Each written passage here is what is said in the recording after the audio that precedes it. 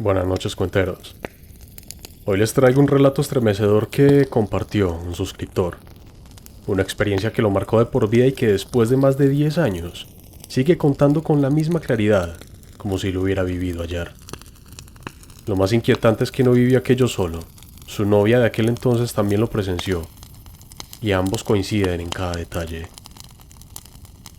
Y por favor, antes de comenzar, recuerden, cuenteros, de suscribirse al canal, dejar su like, compartir el video y dejar un comentario. Esto me ayuda muchísimo a crecer. Ahora sí, siéntense alrededor del fuego y acérquense a la luz para que hablemos de la oscuridad. Soy el Cuentacuentos.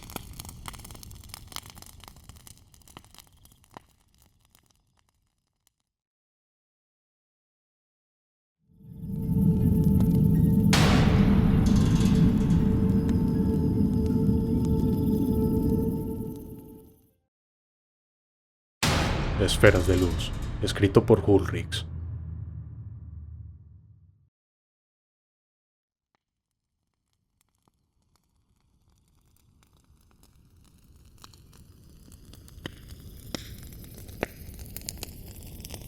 Buenas noches, cuenteros.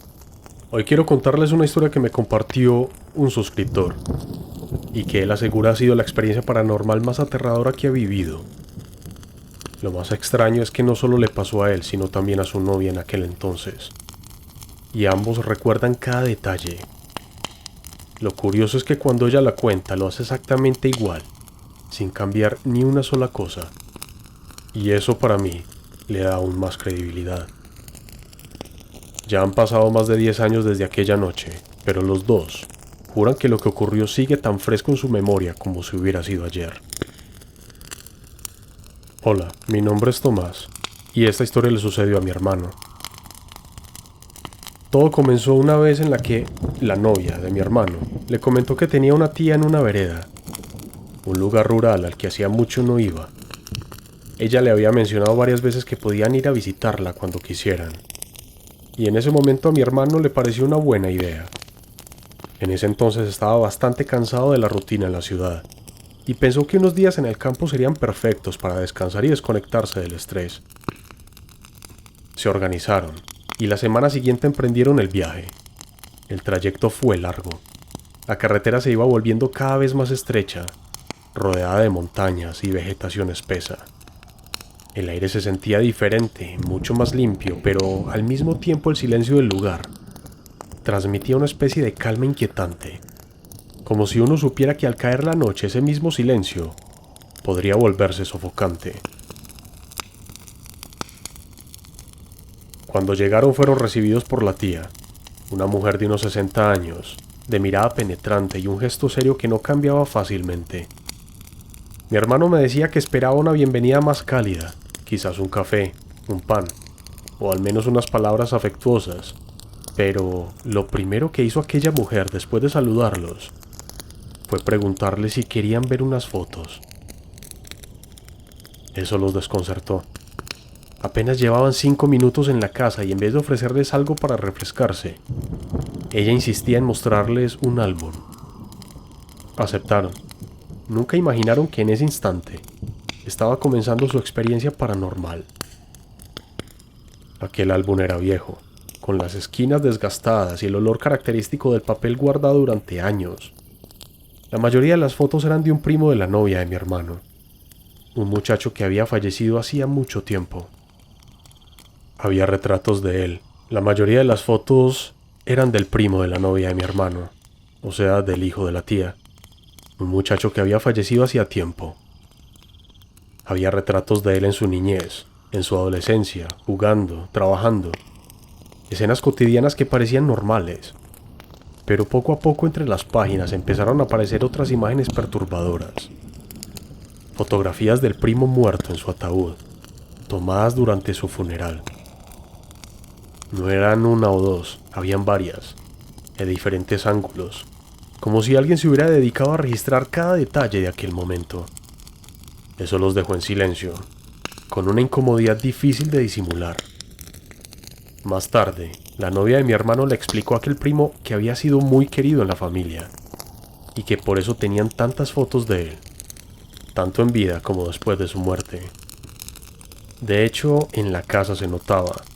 Había retratos suyos colgados en las paredes, enmarcados como si se tratara de un miembro presente todavía. Mi hermano me decía que en nuestra cultura, al menos la mayoría de las personas que conocemos, no es costumbre guardar fotos de los muertos en su ataúd dentro de los álbumes familiares. Aquello le pareció muy extraño, aunque decidió no decir nada. Cuando cayó la tarde, se retiraron a una casa cercana que les había presentado para pasar la noche. Era una construcción antigua de paredes gruesas y techo de tejas. Al principio la tranquilidad del campo parecía un regalo, pero esa calma duró poco. De pronto, el perro que vivía allí empezó a ladrar con una furia inusual. No eran ladridos comunes, de esos que los perros lanzan cuando ven un gato o escuchan un ruido. Eran ladridos agresivos, desesperados, como si se enfrentara a algo invisible que lo estaba desafiando. Mi hermano recuerda que el sonido de esos ladridos le erizó la piel. No había razón aparente para que el animal se comportara así. Y entonces, de repente, se escuchó un golpe seco en la puerta. No fue un roce ni el viento, fue un golpe contundente, fuerte, imposible de ignorar. El perro, que segundos antes estaba enfurecido, se quedó callado. Lo único que emitía eran pequeños gemidos como de miedo. Ese cambio de actitud fue lo que más los alarmó. Ambos se refugiaron bajo las sábanas, intentando convencerse de que todo era producto de su imaginación. Pero ahí, en ese silencio espeso, sintieron algo peor. Una presencia que se metió con ellos bajo las cobijas. No era una mano ni un cuerpo físico. Era como si la sábana se moviese sola, como si un aire invisible se acomodara entre ellos. El miedo creció. En un intento por tranquilizarse, sacudieron las cobijas y se abrazaron. Pero al poco tiempo, la novia de mi hermano sintió algo aún más perturbador. Una caricia en su cabello. Ella nerviosa le reclamó a mi hermano que dejara de hacerlo, que la estaba asustando. Pero él con voz temblorosa le aseguró que no había tocado nada. Cuando ella volteó a mirarlo, se dio cuenta que en ese momento él se encontraba de espaldas, lejos de poder haberle acariciado la cabeza. Ese detalle la dejó helada. Era imposible que él hubiera hecho eso. En ese estado de terror, decidieron hablar en voz baja, repasando todo lo que les había pasado. Estaban convencidos de que nada de eso era normal. Fue entonces cuando sucedió lo más extraño. En el techo de la habitación aparecieron dos orbes luminosos. Eran esferas de luz tenue, flotando en silencio. No se parecían a linternas ni a reflejos. Tenían un movimiento propio, como si estuvieran vivas. Se deslizaban lentamente, giraban, subían y bajaban, como si estuvieran explorando el lugar. Duraron unos segundos que parecieron eternos, hasta que desaparecieron de repente, sin dejar rastro. Mi hermano volteó a mirar a su novia, y ella estaba petrificada. Lo primero que hizo fue preguntarle si él también las había visto. En ese momento fue clave, porque confirmó que no se trataba de una ilusión individual. Ambos lo habían visto. Trataron de distraerse, encendieron el televisor, querían romper la tensión. Pero lo que ocurrió empeoró todo. Apenas lo prendieron, apareció un programa sobre posesiones y fenómenos paranormales. La pantalla brillaba intensamente y el volumen se encontraba al máximo, retumbando en todas las paredes. Mi hermano me dijo que jamás en su vida había visto un televisor encendido directamente en el volumen 100. Nadie sube tanto el sonido, ni siquiera en medio de una tormenta, y sin embargo, ahí estaba, con un programa que parecía burlarse de lo que ellos acababan de vivir. Lo apagaron de inmediato, muertos de miedo.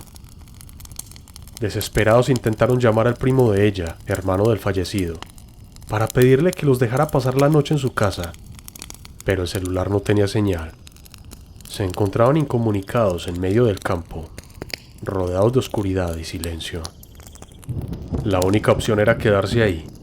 Se acostaron de nuevo, Aunque el sueño no llegó fácilmente, cada crujido de la madera, cada soplo de aire, parecía un recordatorio de que no estaban solos. Cuando amaneció, lo primero que hicieron fue contarle a la familia lo que había pasado. Al escuchar el relato, algunos de los presentes se miraron entre sí con seriedad. Finalmente, alguien les dijo lo que sospechaban. La casa donde habían dormido había pertenecido al primo fallecido. Según ellos, era probable que el espíritu de aquel joven hubiera estado con ellos durante la noche. Ese mismo día mi hermano y su novia decidieron no volver allí. Recogieron todas sus cosas y se marcharon, convencidos de que lo que vivieron no podía tener una explicación lógica. Hoy, 10 años después, siguen repitiendo la historia tal y como ocurrió.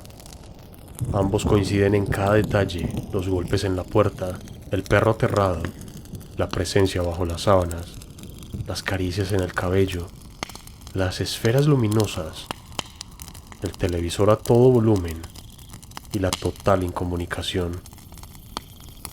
Para ellos lo más inquietante fueron aquellas dos esferas de luz que parecían tener vida propia. Eso es algo que nunca olvidarán. Y yo no sé qué pensar. Puede que algunos digan que todo tiene una explicación lógica, que fueron nervios, sugestión, casualidades. Pero cuando dos personas narran lo mismo, sin contradicciones, y lo recuerdan con tanto miedo incluso después de tantos años, creo que vale la pena escucharlos y reflexionar. Lo que sí les digo es que mi hermano, desde aquella noche, no volvió a ser el mismo con respecto a lo paranormal. Antes se reía de aquellos temas, pero ahora habla de ellos con mucho respeto.